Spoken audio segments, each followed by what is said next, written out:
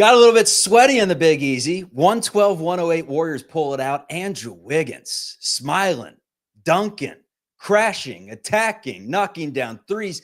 Andrew Wiggins looks sensational. Let's break down the Warriors in a game that was a little too close for comfort, but a grit win is still a W.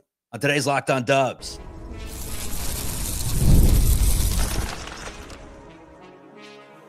You are Locked On Warriors, your daily Golden State Warriors podcast. Part of the Locked On Podcast Network, your team every day. Hello, Warriors remain undefeated in NBA Cup play. Winners 112-108 over the New Orleans Pelicans on the road. This is Locked On Warriors. It's part of the Locked On Podcast Network, your team every day. Today's episode brought to you by PrizePicks. Download the app, use code LOCKEDONNBA to win $50 instantly when you play your first $5 lineup. PrizePicks, run your game. I hope Andrew Wiggins was in your lineup today. It was vintage Wiggs, one of the best versions of Wiggins I've seen in my entire life. My name's Charlie Walter, formerly at 95.7 The Game in the Bay Area. I covered the team for the flagship station. Also CBS News Bay Area, where I cover the Warriors championship run in 21-22. Thank you for joining us, everyone, on the YouTube post-game show. We go live after almost all these things, and if you missed the live show, catch us on the audio podcast, free and available wherever you get those podcasts. My friend who joins me on weekends from time to time, because he's got no plans, he's watching NBA. It's Hudson Klauke, a friend of the program who talks NBA for the Chatter podcast. Houdini, as they call him on the streets, and there was nothing magical about this win, Hudson. It was grit. It was the starters coming in just in time in the fourth quarter to kind of save the day, because the bench was not good for Golden State. Who was good in the 4-point win? Andrew Wiggins, man. That was, I mean, there's a reason why he's one of the most important players on this team. And it wasn't just defensively on Brandon Ingram. It was offensively today. I mean, he was perfect in the first quarter, had 13 points right out of the gate, 23 points in the first half, and then down the stretch, hits every single free throw when the Warriors need him to hit free throws. Thing of beauty from Wiggins, not so much overall. We'll get into all this on today's show, but first, let's just continue to give high praise to Andrew Wiggins, who did not have a good season last year. We need 17 points per game, Wiggins. We're getting 16 points per game, Wiggins, and we got 30 from him today in really every facet possible, starting with a baseline J, onto some three-pointers, dunking Wiggins, attacking the glass, defending. He really did do it all, man. Your overall takeaway from Andrew Wiggins? Well, I said it on the first show, Chuck. I'm an Andrew Wiggins apologist, you might say, and people wanted to trade him for pennies on the dollar at one point. And what are you going to get? What are you going to get? We've seen what Andrew Wiggins' ceiling is, and it's pretty damn high. And he showed that tonight. When he is locked in on a game, no pun intended, Locked On Warriors, folks. But when he is locked in, man, that guy is an absolute game changer. You don't typically see this offensive onslaught that he put together tonight. Finished with 30, 9-9 from the line, 3 threes, 9 of 14 from the field. Andrew Wiggins, man, he showed you what he's capable of and why he's getting paid that much money. And I'm happy for the guy, because I think I root for him. He had a couple, he had some personal issues going on. I'm an Andrew Wiggins guy, and it just shows you what his ceiling is and what he can bring to this team. Yeah, before the game, the Warriors got some good news. Nothing that actually has to do with basketball, but it's been good news in the past, so it kind of gives you the good vibes. It's a Kendrick Lamar album was released today. It was a shocker, they said. In 2015, a Lamar album. In 2017, a Lamar album. In 2018, a Lamar album. And in 2022, a Kendrick Lamar album. Championship times a couple. So 4 of them when Kendrick Lamar releases an album during the season before a championship run. That's good news right there. And then also what's good news is the Warriors are just good. There's no, juju from a rapper that's going to take this team to a championship. It's just the fact that they're good. Entering this game, the Warriors were 3rd in points per game. They're 1st in assists per game, 2nd in rebounds per game, 3rd in steals per game, 2nd in three-pointers made per game, and 2nd in three-point percentage made per game. Today, it didn't look good for a lot of this one. I like to think that you got to give just a shout out to the Pelicans, who are missing a ton of their players, went with some of their bench guys. We saw BJ Boston. We saw Jemison. We saw guys step up for New Orleans. And that is just proof that on any given night, except maybe against the Utah Jazz, on any given night, it's dangerous to play another NBA team. Warriors were able to grit it out at the end. How did the Warriors, to you, pull this one out when it, got tight there? I mean, it was tight until the last 2 seconds of the game. Just having more talent. And a lot of times in the NBA schedule, you're going to lose games you should win. Like you said, I mean, they're missing Zion. I was watching Zion get a back tat on Instagram with some chicken Alfredo right in the middle of the game, which is interesting in itself. CJ McCollum's out, DeJounte Murray. They got tons of injuries. We had Jeremiah Robinson Earl. If you would have told me in the year 2024 he drops 19 points, I would have said, I mean, what planet are we living on? I just think that the depth that Golden State has just wore them out. And to your point, man, the Pelicans had a real chance. They Trey Murphy for a 3 to take the lead with 8 seconds left. He easily could have won this game based on, looking at the free throw percentage. Golden State shot 76%, but if you would have told me the last 5 minutes, I think they shot 12%. So they gave every opportunity. Luckily, they came out with a win, but I think they outmatched them with the depth and the talent at this point. The Pelicans are on their last legs with the guys they're rolling out there. Yeah, Pelicans are now 4-13 on the season. Free throws, even better than you said. It was 80% for Golden State, 20 of 25. The most impressive numbers. It was Buddy Hield late who hit some big ones. He had the stones, but that's what he's going to do. He's a shooter, and shooters shoot. But Andrew Wiggins, 9 for 9 in the game. It's exactly what they needed. Wiggins also added in 4 assists, was 9 of 14 from the floor, 3 of 5 from deep. This is a game that the Warriors did not have a lot of things go their way. In terms of bench scoring, they didn't get a ton of it. Podziemski and Hield led the way. Hield was quiet for most of the game, kind of picked it up late. He had 12. Podziemski had 11, but once again cannot find his three-point stroke. He goes 0 my Lord. 0 for 5. That corner 3 that he airballed, he's in his head right now. It is not good. Ooh. But the nice thing about Podziemski, man, is he's still a good player without the shot. But he's got to continue to fire it up. 5 of them. Yeah, and you could tell. And I know I've listened to a couple of your shows. You're like, this guy, he's a gamer. He doesn't care about, he's got the memory of a goldfish. He was very aware of his 3-point shot tonight. You could tell his body language. He was like staring at his hands. He's like, what the hell is going on? I can't figure this out. And he still finished 5 of 11 from the field, but was really nowhere close on some of these 3-point attempts, which is a little bit concerning. He's young.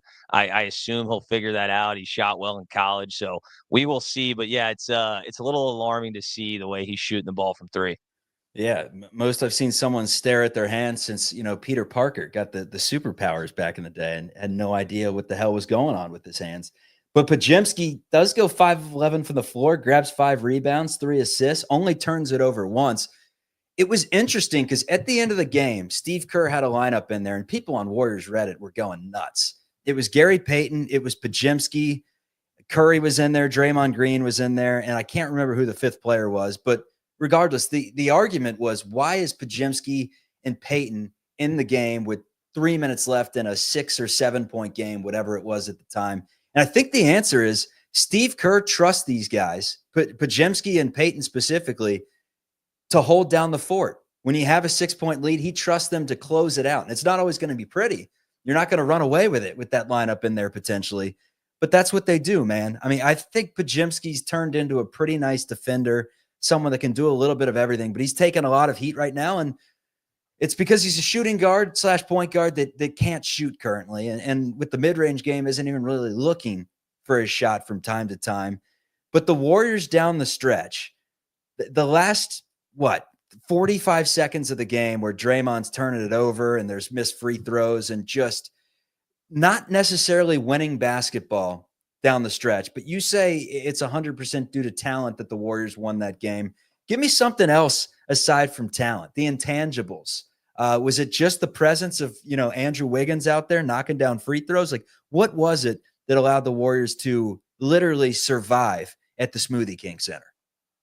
Well, Chuck, I mean, I don't want to be, some, astrophysicist here, but they kind of got lucky. They didn't really close the game well at all. There was plenty of, like I said, there was plenty of opportunities for the Pelicans to actually take the lead in this game. I mean, take the lead. They let them stick around for way too long. The Warriors did not play a great game. I don't even think they closed a great game. They hit some free throws at the end, Andrew Wiggins specifically, but then, Draymond had the turnovers like you mentioned. He's the guy that you expect inbounding the ball that is not going to turn the ball over. He did exactly the opposite of what you'd expect and let the Pelicans have an opportunity to take the lead with 5 seconds left. So I don't know if I'm going to say what's the, age-old question. Did the Warriors win it or did the Pelicans lose it? It's probably somewhere in the middle there. But no, I don't think that the Warriors, sat there and really put together a great closing lineup and finished them off. I really don't.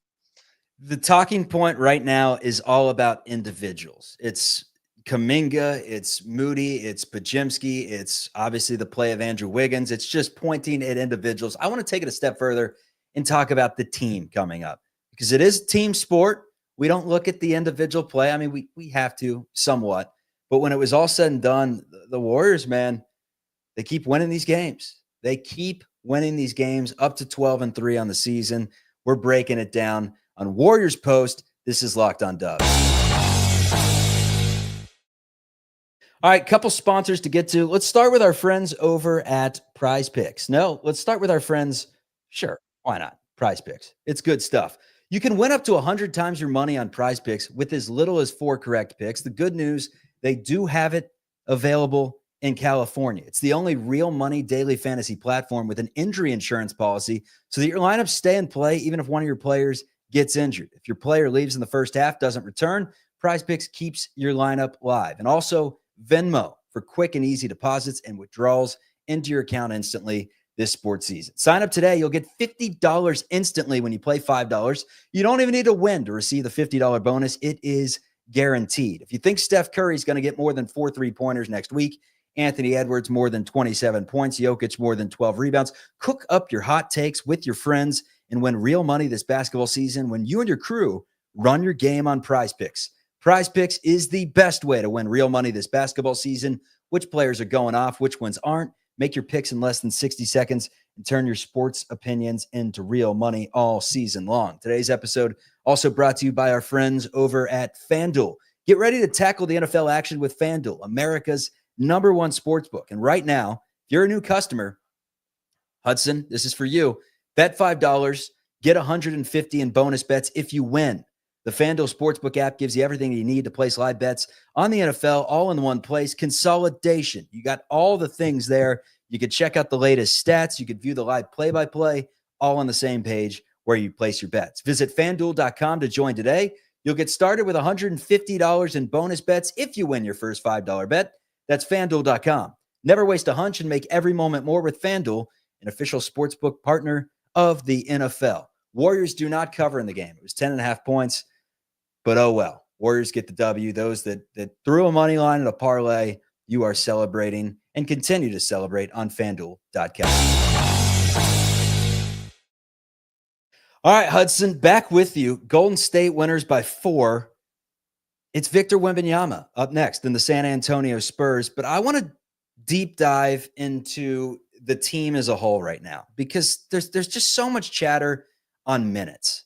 And why isn't Kuminga getting more? Why isn't Moody getting more? Why is Pajimski getting too much? Why does Trace Jackson Davis disappear for moments in the game? Where's Buddy Hield when you need a bucket late? All these things, which is understandable. I think it's really hard to complain when you keep winning basketball games. The Warriors are the best team in the West. I want to spend the entire episode just talking about a W. However, you kind of gave it to me that you thought down the stretch there, the lineups weren't all it could be. Like, what is your Warriors closing lineup? Is it situational or is there a stock lineup like the death lineup that the Warriors used to run out that should be out there every single time the game's close? If I'm giving you the whistle and the clipboard, how are you drawing it up down the stretch in most of these games?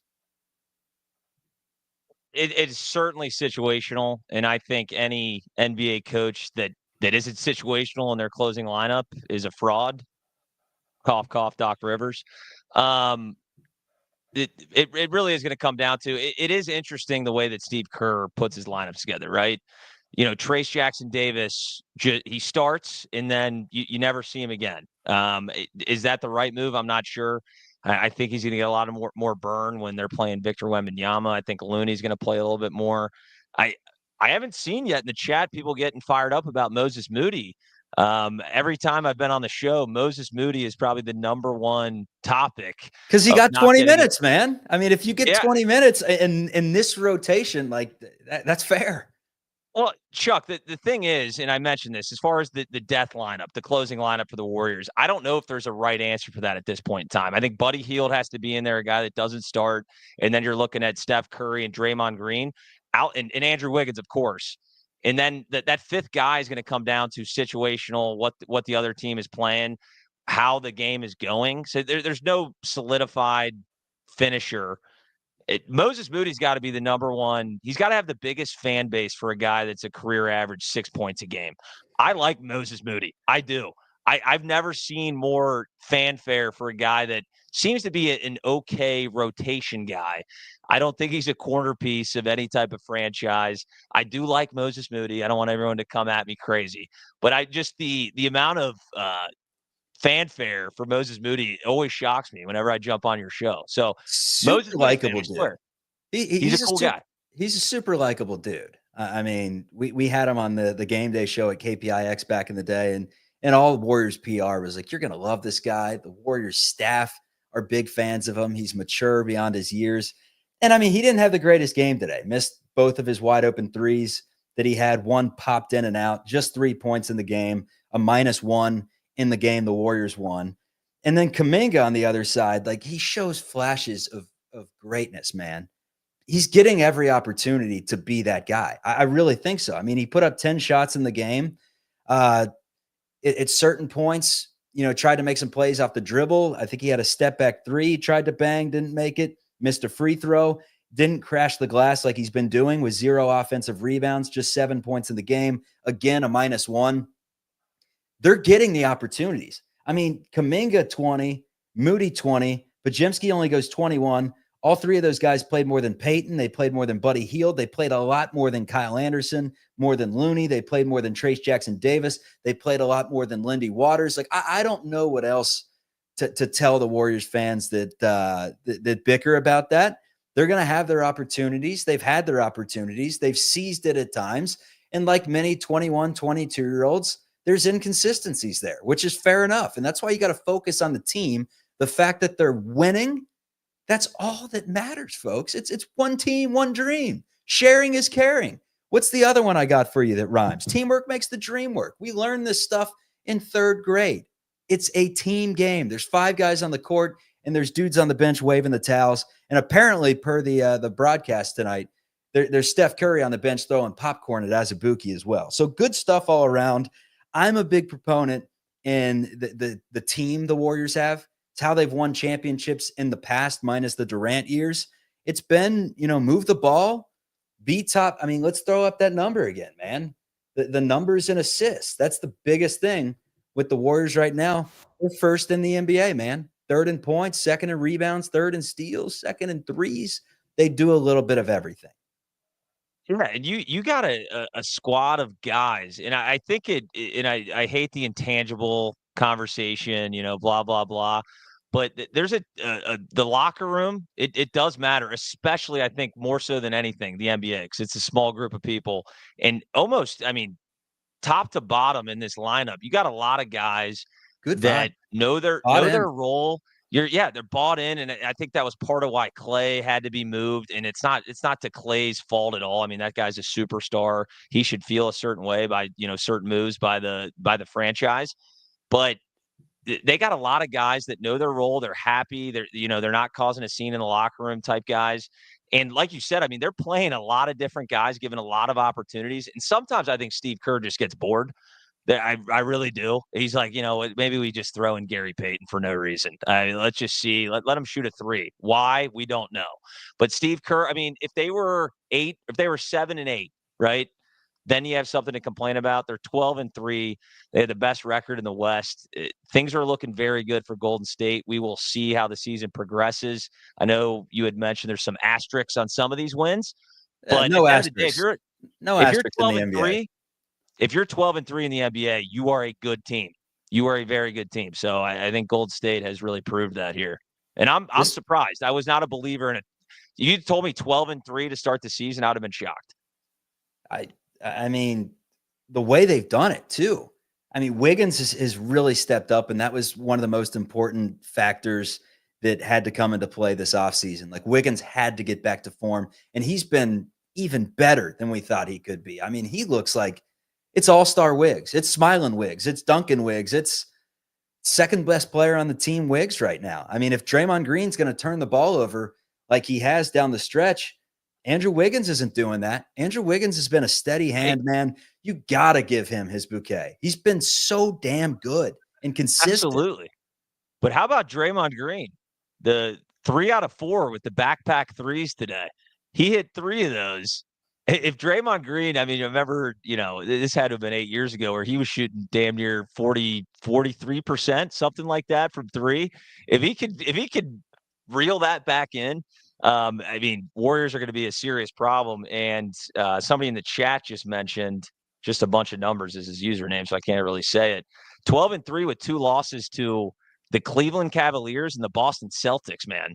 So you're talking about 2 teams that don't lose many games. So the Warriors have really, really done well with the schedule that they've had. It's been impressive. And we give you our stat of the day every time Draymond Green hits a trifecta, a trio of trifectas. We update the record. The Warriors are now 56-7 when Draymond hits 3 threes in a game as a Golden State Warrior. Hey, the energy was somewhat flat in the first half. The Warriors once again pick it up in the third quarter, win that quarter, which was the difference in the game. But the bench of the Pelicans outplays the bench of the Golden State Warriors for the majority of this thing. How was Golden State able to hang on? We answer the question in the 9th different way, and we preview a game against the San Antonio Spurs as the Warriors are back-to-back for – doesn't feel like they've done that many times this year. Someone help me out in the chat, and we'll update that. But Warriors back-to-back, any load management coming? We'll discuss it on Locked On Warriors. Hudson, let me ask you, are you a big fan of underwear? You an undies guy? Socks and undies? Oh, massive. I love it. Socks and undies, man. Every time. You got to have a good pair of undies. Now, the thing about underwear that I don't love, sometimes they're just uncomfortable. Sometimes they're just, they make you sweat, whatever they may be. It's trial and error to finding your favorite underwear. And Skims is great stuff. When I found out Skims was making underwear for men, I was excited. I told Kylan about it and said, you have to hop on skims.com right now and see what kind of deals we can get from being part of the Locked On Warriors channel. She's been buying me Skims for as long as I've known about them, and they are good stuff. They come through with their underwear. I mean, it feels like you're wearing nothing at all. It's like a hammock. It's great, folks. It is great. My favorite is out of all of them, I mean, it's tough, but I would say the Cotton 5 boxer brief. It puts the other brands to shame. It's lightweight. It's good for athletics wear, and it's good for a little leisure and for the business formal stuff as well. You can wear it anytime, anywhere. So shop SKIMS Mens at skims.com/LockedOnNBA. Let them know we sent you, Chuck and Houdaney. After you place your order, select podcast in the survey, select our show in the drop-down menu that follows. And if you're looking for the perfect holiday gifts for the whole family, a stocking stuffer, imagine giving it to the young ones. Open it up. Underwear, Dad, thank you. Very much appreciate it. It's a great gift. Skims just launched their biggest holiday shop ever at skims.com/LockedOnNBA. Schedule picks up here in a hurry for the Golden State Warriors, but first things first, it's matchups with the San Antonio Spurs. Greg Popovich still at it. Victor Wembanyama looking like, I mean, maybe an MVP candidate at the early stages of the season. Has had some games where he's gone off this season. Don't have the official odds on that one in front of me. Then it's the Brooklyn Nets, who are they're pesky. They can score the ball. Ben Simmons still running around out there, but it's still the Nets. It's 2 games this weekend. that you'd love to take care of business on? Either those two scare you before the meat and potatoes really comes with a stretch that starts with the Phoenix Suns and is just a gauntlet for the Warriors. Hey, the Spurs are sneaky, man. Obviously, everyone knows Victor Wembanyama, the MVP candidate. Probably not. Defensive Player of the Year, sure, we can talk about that. The guy shoots way too many threes, in my opinion. If I'm the Warriors' defensive side of the ball, I let him launch threes. He's 7'9". I think he might be 8'6" by now. I think he's still growing from all the sources I've read. Let him shoot some threes. But yes, the Spurs are scrappy, man. They're kind of a similar build to the Golden State Warriors, minus, Victor Wembanyama being in his second season and not having the overall talent. But they got to get a lot of good locker room guys. Castle has shown a lot of promise.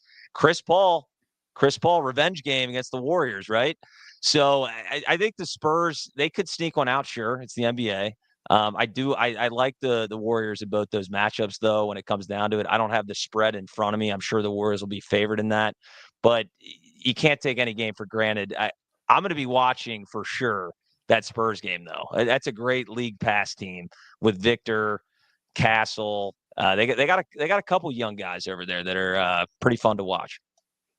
Wiggs is so back, man. It's exciting stuff. Brandon Ingram in the game today. What'd you think of him? Because at some point in the season, there's going to be rumors. I don't know if the Warriors are actually going to entertain it, but there's at least going to be some chatter that the Dubs are going to go after someone big, a star. Is Brandon Ingram that star? I don't know. But on the home broadcast, Fitz and Kalina, they were comparing him at times to kind of a poor man's Kevin Durant. And all of a sudden you go, hold up. I didn't really like the move in the offseason trying to bring him in. But when you're talking about someone that could spot up, that can knock down shots, that could, score off the dribble, that has some size too.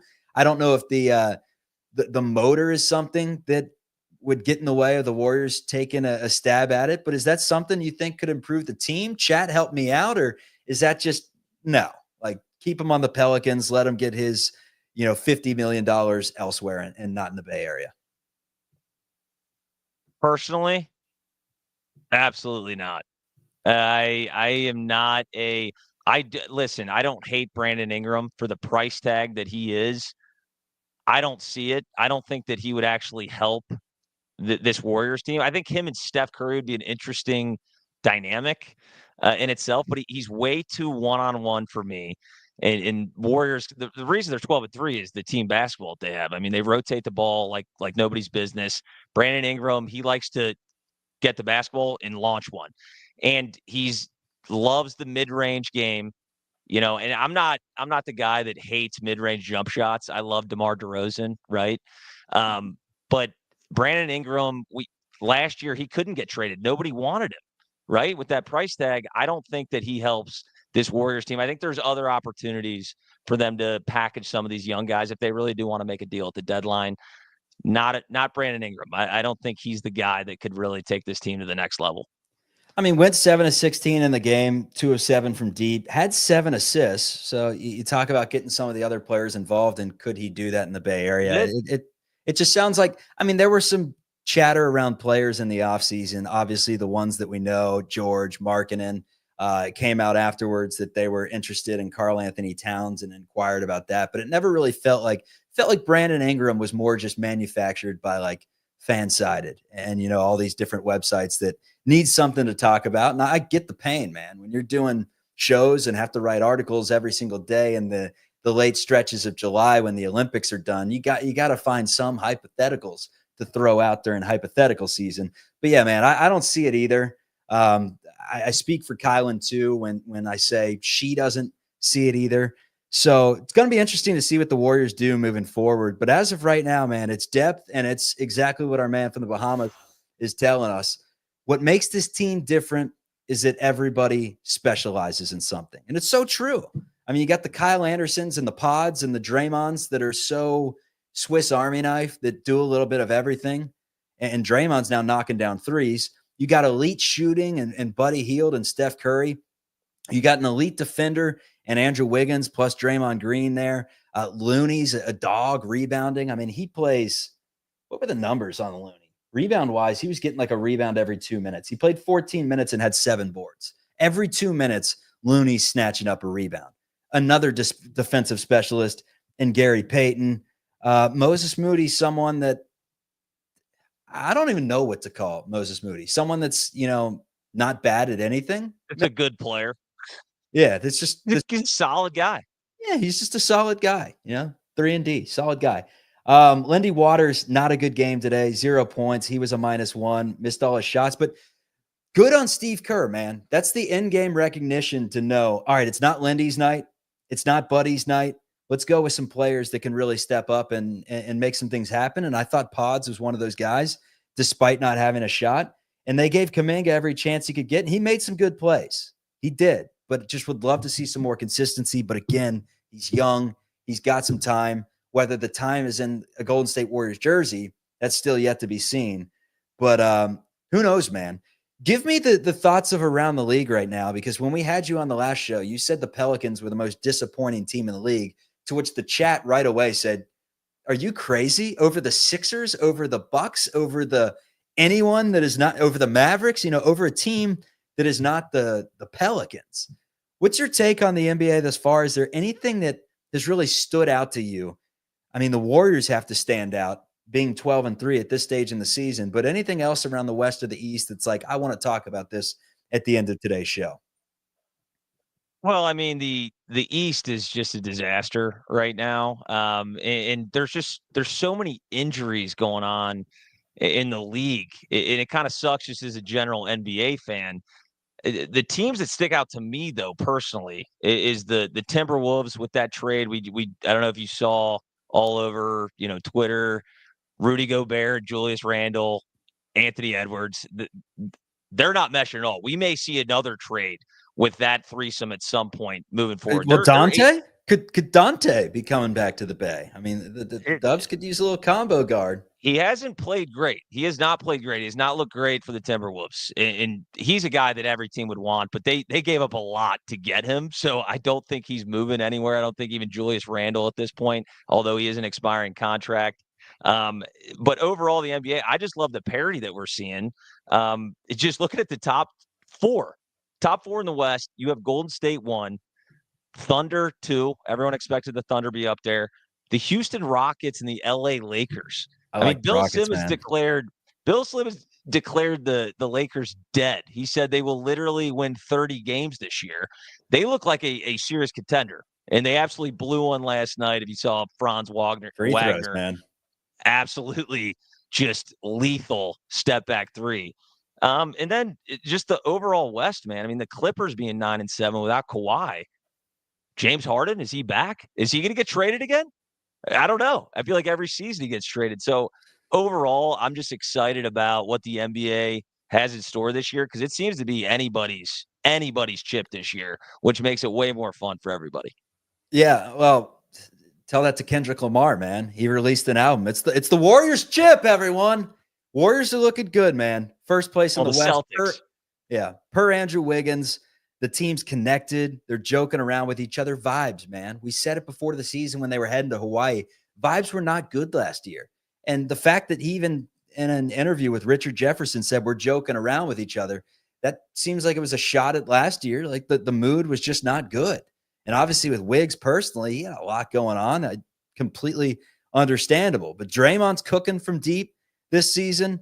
The Warriors are using third quarters to really flip the game. They hold on down the stretch in this one. I mean, just good stuff. They were moving the ball.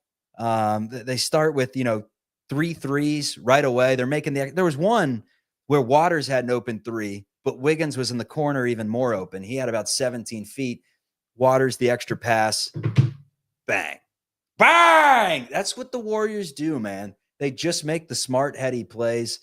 Steve Kerr, for all on this show, mind you, not from us, but on the show, from all the heat he took, dude's a Hall of Famer. Dude's a Hall of Famer. Say what you want. He's coaching this team to a 12-3 record with Andrew Wiggins, Draymond Green, Steph Curry, and a bunch of other guys that have been solid at other places, but are not superstars by any means. And they're beating everyone. Scrappy win today. Not beautiful, but it gets the job done. For Hudson Klauke, Charlie Walter, enjoy your Friday night. that again, Spurs and Warriors coming up on Saturday. See you, everyone.